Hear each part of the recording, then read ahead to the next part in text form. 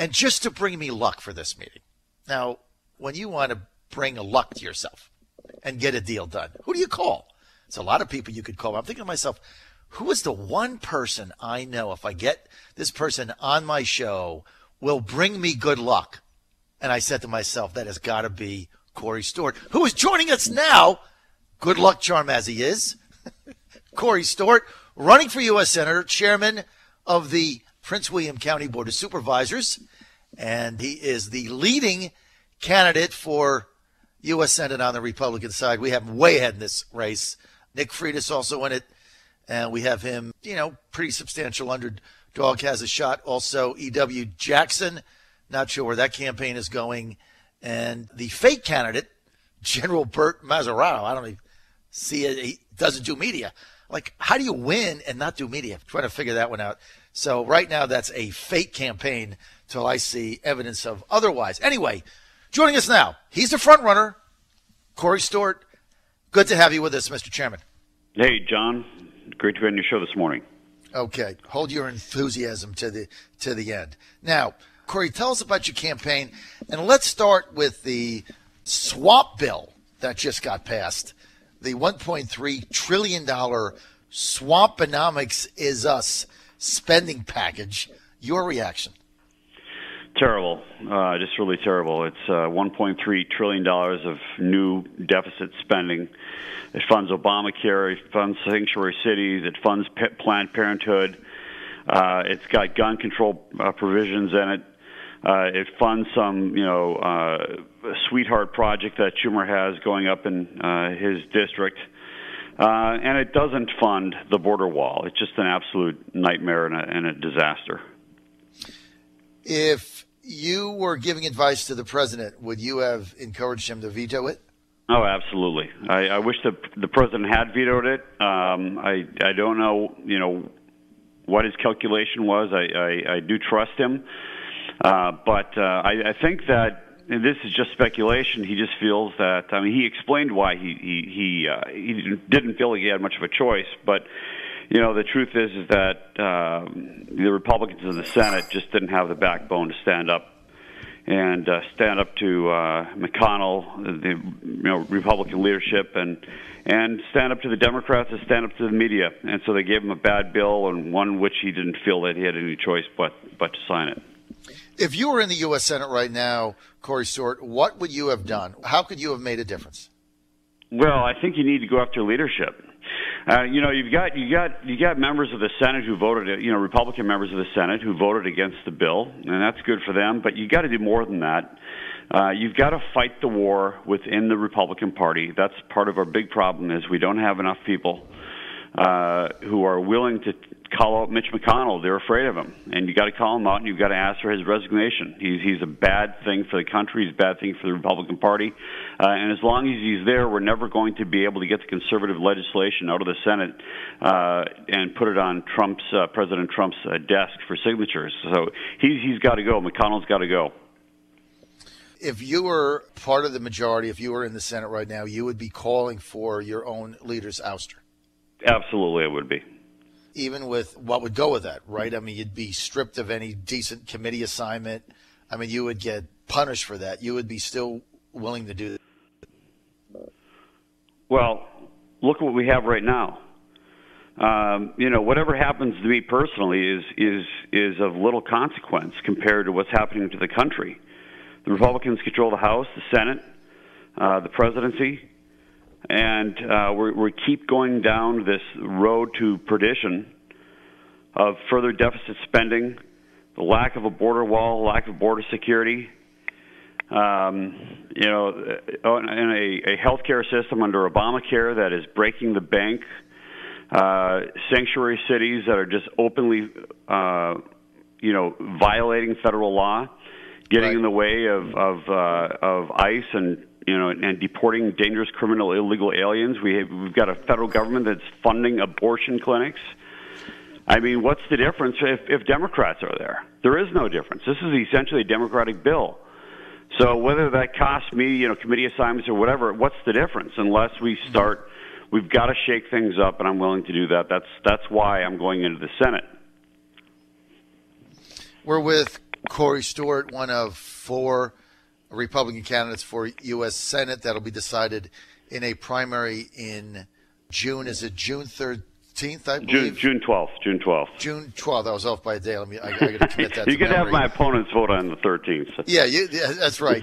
Tuesday, June 12th will be the primary for that. 3 other Republican candidates, House of Delegates member Nick Freitas, Bishop E.W. Jackson, and retired General Burt Mizrawa. Corey, bear with me. This just in breaking news. The U.S.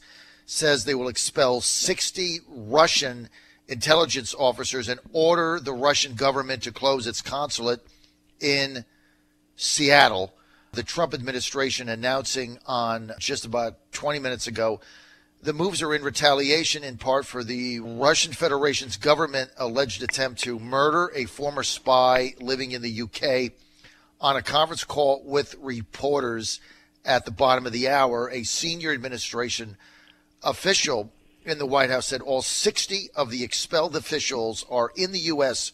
posing as diplomats, 48 of them at the Russian embassy in D.C., and 12 at the Russian mission to the United Nations.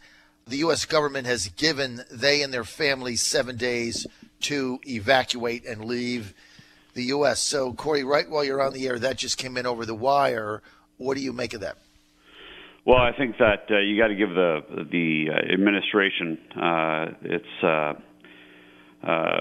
its latitude to do what I think is right. Look, I mean, my background is in international affairs, international relations, and the one thing I can tell you is that historically, and it's true today, and the Russians understand one thing and one thing only, and that's power and strength.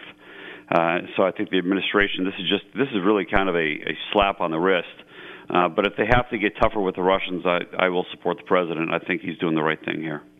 Corey Stewart, you had a debate with, I guess, 3 of the other candidates. I don't think the general showed up. I wasn't there. I was out of the U.S. at the time.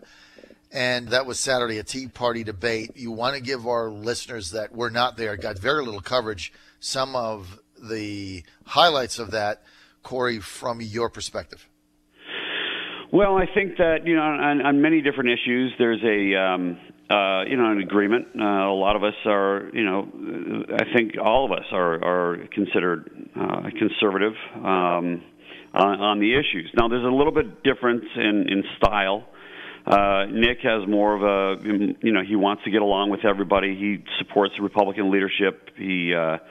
That's his style, with EW, and he wasn't there, but EW will be at the debate upcoming on Tuesday, and, he's just a great orator, I really appreciate EW Jackson. I've been campaigning with him for years. And then, my style is much more aggressive, and I do not have any qualms whatsoever about taking on Republican leadership, because I do feel that they're part of the problem.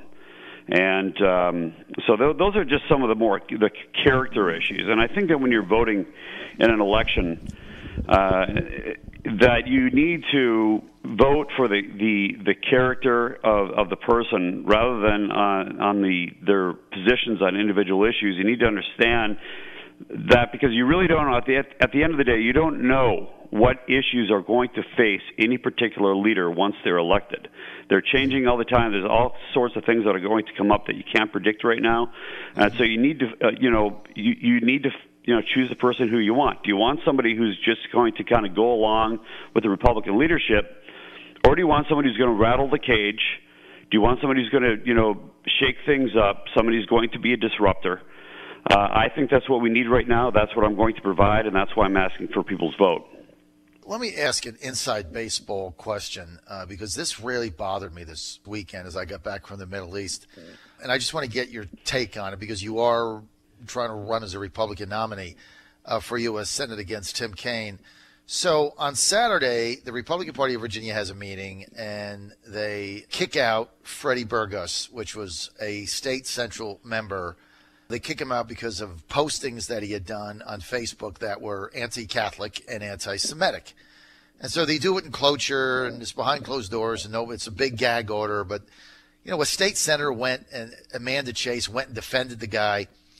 I mean, I just got to ask you, Corey, straight out. I mean, how does the Republican Party of Virginia appeal to a larger mass of people when they have such trouble just kicking out somebody that posted anti-Semitic stuff on his Facebook page, posted anti-Catholic stuff? I mean, I saw it with my own eyes. And then we have a state senator that goes in there with a proxy and defends him staying. I mean, forget your primary. How does the Republican Party of Virginia grow its base when they have such trouble just kicking out somebody that posts anti-Semitic stuff? I mean, isn't there a problem here, honestly? Well, as you know, Freddie Burgos denies that he had any intention of saying anything that's anti-Semitic, and he doesn't consider his remarks as anti-Semitic or anti-Catholic. You know, I'm a Catholic. I didn't see anything that insulted me, but I think the bigger question is that, you know, is the Republican Party going to be giving in to, you know, pressure from the Democrats, pressure from the media, and try to sanction some of our own when they say something that we think is politically incorrect or wrong? And I just don't think that's right. I think that it's up to the people who elect, who choose the state central committees to determine whether or not they should be on the state central committee. It's not up to the committee as a whole. That's not right. I just don't like the way this is done. It was done in a back room by the state party.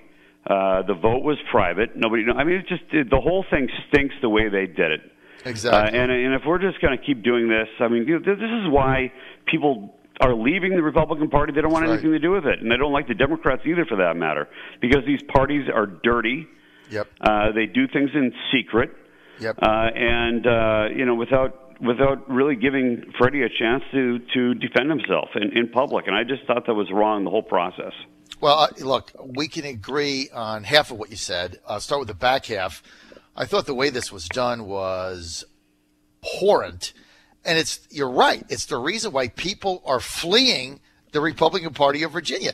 It was done in a back room, in private, with a gag order. I mean, let's bring it out in the open. And if Freddie Burgos wants to sit there and defend himself, let's let the media in and have him defend himself. And then let's have a vote on the record. And if Amanda Chase wants to come in as sitting state senator and defend him, then let's have that in the open, because that knocked me for a loop. Look, so I agree with that, and I think that's just what is making people really getting out of the Republican Party for things of that nature. But as far as the Burgos thing, I mean, I got to tell you, Corey, when I saw the guy's post on Facebook, and basically he said, you know, don't vote for the Jewish guy because he's a Jew. Don't vote for Jews. I don't know how much more anti-Semitic you can get. I just don't think there's a I don't think he said that. Well, I mean, that's basically what he said, right? No, he said I'm going to vote for Christians. I don't think he said that. But you know what I would do? I'm not going to defend what somebody else said. Right. But right. I would suggest that you get him on your program. I think it's a good discussion. Well, maybe I should do that. But I think what he said was, you know, I'm only going to vote for Christians, and you know, to me, that's pretty anti-Semitic. But look, we agree that the process is totally screwed up. Final question, because I know you're short on time. I want to get to the gun march on Saturday. About 500,000 people showed up in D.C. I got out, thankfully, in time before it was hit with that. But a lot of students feeling that the government should do something about keeping schools safe. What is your position? And if you were in the U.S. Senate right now, what leadership would you be providing on this particular issue? Corey. Well, look, you know, you've got a lot of, you know, persuadable young minds out there that the Democrats have exploited. And they've, you know, the Democrats, the liberals, do not hesitate for one moment to exploit these tragedies, to exploit these families, to exploit people's emotions and feelings, and saying, you know, that we need to now because of some criminal, you know, grabs a gun and kills somebody, a few people, that therefore we're going to, you know, seize, you know, firearms from law-abiding citizens. A very, very dangerous road to go down. And there's no evidence whatsoever that it has ever worked. Gun control has never worked in the history of any nation. But what Republicans need to do, what conservatives need to do, instead of just saying we're not going to offer up a solution, but we're going to tell you that gun control doesn't work, we need to offer up our own solution, one that actually works. And we know what actually works. There's only one proven way to stop a bad guy with a gun, and that's a good guy with a gun. This has just happened last week in Maryland, St. Mary's County, where there was an armed school resource officer who stopped the killer dead in his tracks. It was a tragedy in itself because there was, one young woman was killed, but it could have been a whole lot worse if that armed resource officer hadn't been there. If we start putting veterans into our schools who are trained, go through the checks and everything else, make sure that, and then and allow them to protect our kids. Now, I'm starting this in Prince William County. We're going to be the first county in Virginia to do so, and that is we're going to be hiring, in this budget season, we're going to be hiring retired police officers to place into our schools to supplement our SRO programs. And that does two things, John. It stops a killer cold in his tracks as soon as he opens fire, number one. Number two, it acts as a deterrent because now these murderers are going to know that schools are no longer soft targets. That's the only way you can fix it. You're not going to fix it through some make-believe solution like gun control, which has never worked. But that's what we've got to do. We have to start offering up our own solution, one which will actually work. All right, I got a minute. This is fascinating. So, how many per school are you going to be recommending? Well, I think this year we're trying to work out the details. We'll probably start with 18 at the beginning. We'll probably end up with 30 by the end of the year. But we're going to go, and the thing about hiring retired police officers is you can hire a lot more of them for the money. And so at the end of the day, I'm hoping that we'll have a program that has 50 to 100 officers. And then how many in Prince William County, how many total do you have public schools? We've got 94 public schools. We've got 100,000 students. And we already have a single school resource officer in each one of the county's middle schools and high schools. This would supplement that, place them in elementary schools as well as provide protection to school activities such as basketball games, football games, and so forth. So you're trying to get to 100. You got 94 schools. So we could see a time where you fund this in Prince William County where every school has a supplemental retired police officer, state trooper, whatever, that is armed, that is in the school. That's right. That's what I want to do. And I think that's what we need to do it across the country. You send that message out there, and suddenly schools are no longer soft targets, and suddenly you're not going to get these school shootings that we've been having. I think that's a good issue for you to run on. I would definitely take that up at your debate on Tuesday. Everybody talks. You're trying to solve it. I like that. We're out of time. More info, Corey. People want to sign up for your campaign, get more info. Where do they go? CoreyStewart.com, and on social media, it's Corey Stewart VA.